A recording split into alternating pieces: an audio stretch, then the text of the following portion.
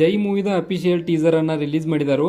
ಇದ್ರ ಬಗ್ಗೆ ಮಾತಾಡೋದಾದ್ರೆ ಇದೊಂದು ರಾಜಕೀಯ ಸಂಬಂಧಪಟ್ಟಂಥ ಒಂದು ಕನ್ನಡ ಮೂವಿ ಅಂತ ಹೇಳ್ಬೋದು. ಅಂದರೆ ಒಬ್ಬ ರಾಜಕೀಯ ಮಾಡುವಂಥ ಒಬ್ಬ ವ್ಯಕ್ತಿ, ಬಟ್ ಆತ ಒಳ್ಳೆಯವನಲ್ಲ, ಆತ ಕೆಟ್ಟವನಾಗಿದ್ದಾನೋ.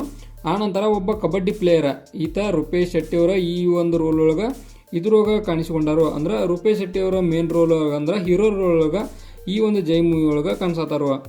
ಹೋಲ್ ಮೋಟಿವ್ ಏನಂದ್ರೆ ಒಬ್ಬ ರಾಜಕೀಯ ಮಾಡುವಂಥ ಒಬ್ಬ ವ್ಯಕ್ತಿ ಯಾವ ರೀತಿಯಾಗಿ ಒಂದು ಸಮಾಜಕ್ಕೆ ಇದು ಮಾಡ್ತಾನೋ, ಆನಂತರ ಒಬ್ಬ ಅಂದ್ರೆ ಸಮಾಜಕ್ಕೆ ಚಲೋ ಮಾಡುವಂಥ ಒಬ್ಬ ವ್ಯಕ್ತಿ ಕಬಡ್ಡಿ ಆಟಗಾರ ಈತನನ್ನು ಜೈಲು ಅರೆಸ್ಟ್ ಕೂಡ ಮಾಡತ್ತಾರೋ. ಒಂದು ಈ ಸೀನ್ ನೋಡ್ಬೋದು ನಾವಿಲ್ಲೇ.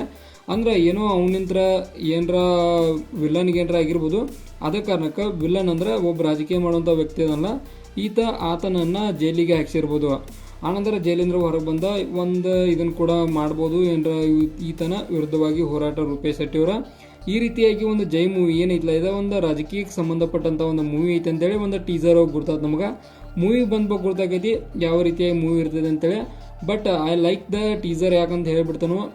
ಇದ್ರೊಳಗೆ ಏನೇನು ಯೂಸ್ ಮಾಡಿದಾರಲ್ಲ ಒಂದು ಆ ಪ್ಲ್ಯಾನ್ ಲೈಕ್ ಆಯ್ತು ನನಗೆ. ಅಂದ್ರೆ ಒಂದು ರಾಜಕೀಯಕ್ಕೆ ಸಂಬಂಧಪಟ್ಟಂತ ಆಗಲಿ, ಆನಂತರ ಒಂದು ಕಬಡ್ಡಿ ಪ್ಲೇಯರ್ ಅಂತಾಗಲಿ, ಅಂದರೆ ಒಂದು ಸ್ಪೋರ್ಟ್ಸ್ ರಿಲೇಟೆಡ್ ಮತ್ತೊಂದು ರಾಜಕೀಯ ರಿಲೇಟೆಡ್ ಅಂತೆ ಒಂಚೂರು ಇದನ್ನು ನೋಡಬೇಕು ಅನ್ನೋ ಒಂದು ಇದೈತಿ.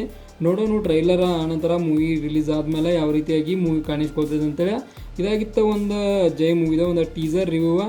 ಈ ಒಂದು ಟೀಸರಿಗೆ ಒಂದು ಸ್ಟಾರ್ಗಳನ್ನು ಕೊಡೋದಾದ್ರೆ 5 ಸ್ಟಾರಿಗೆ ಒಂದು 3.5 ಸ್ಟಾರನ್ನು ಕೊಡ್ತಾನೋ. ಮತ್ತು ಇದೇ ಥರ ನೀವು ಇನ್ಫಾರ್ಮೇಟಿವ್ ವಿಡಿಯೋಗಳು ಬೇಕಾದ್ರೆ ಚಾನಲ್ ಸಬ್ಸ್ಕ್ರೈಬ್ ಮಾಡ್ಕೊರಿ. ವಿಡಿಯೋ ಇನ್ಫಾರ್ಮೇಟಿವ್ ಆದ್ರೆ ಮಾತ್ರ ಒಂದು ಲೈಕ್ ಕೊಟ್ಟು ನಮ್ಗೆ ಸಪೋರ್ಟ್ ಮಾಡಿರಿ.